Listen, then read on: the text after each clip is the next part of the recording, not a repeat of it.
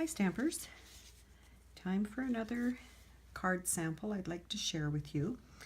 As you can see from my project sheet here, this card is made with very vanilla and Calypso Coral cardstock, ink, some butterfly punches, a couple of stamp sets, one being Timeless Textures and the other being a double stamp set that you get, and that is Flourishing Phrases. I love this set. It's got lots of combinations of words and some very, very useful flower stems to use as well. So for this class, I used Sympathy and Thank You, and I will just show you what I did with it. Much easier than trying to explain it on paper, and then I will give you the dimensions at the end or below where my card samples are. To save a little bit of cardstock, I found that punching out, as long as there's enough room on your back layer, works really well. Some of the gals punched out lots of butterflies. They weren't sure where they were going to use them, but they did find a place for them. Then when I place this and my stamp layer on it, you'd never know that there were things punched out of the back. So I find that very frugal tip for using the punches, or a big shot for some of the designs that we want to punch out of the, or to cut out of the big shot, with the big shot as well. So for my stamping, I use the Calypso Coral ink, and with it stamped a banner across the bottom, and I did stamp off because I didn't want it to be too dark.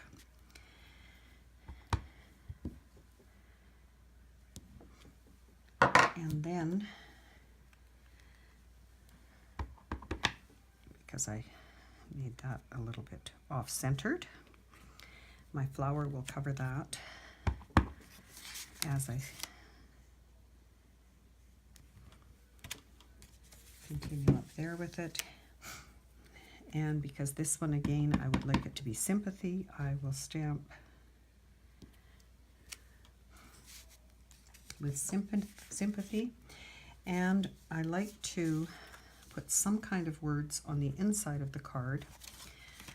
So that set again has some very nice words choices for you, so you can use your choice, of course. And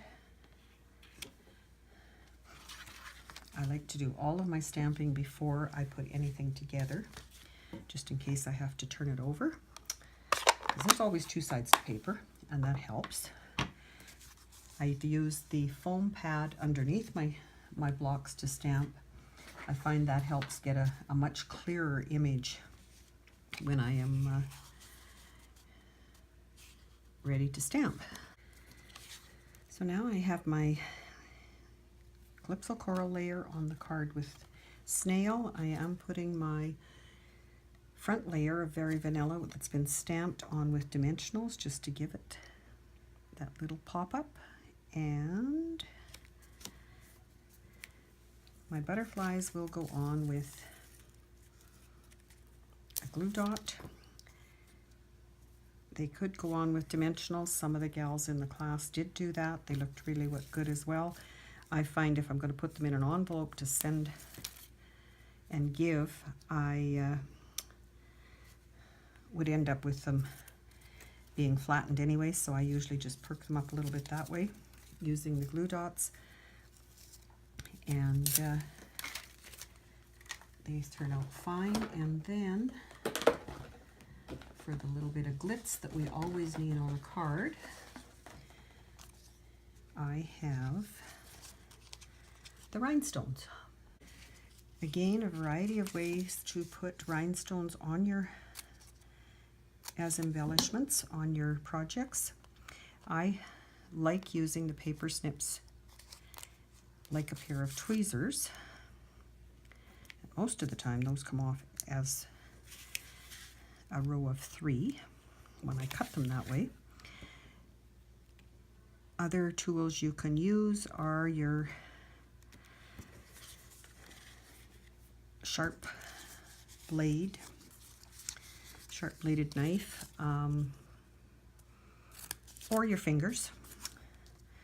I know a number of the gals like just picking the rhinestones off of here and putting them on, but I don't have very good success with that, so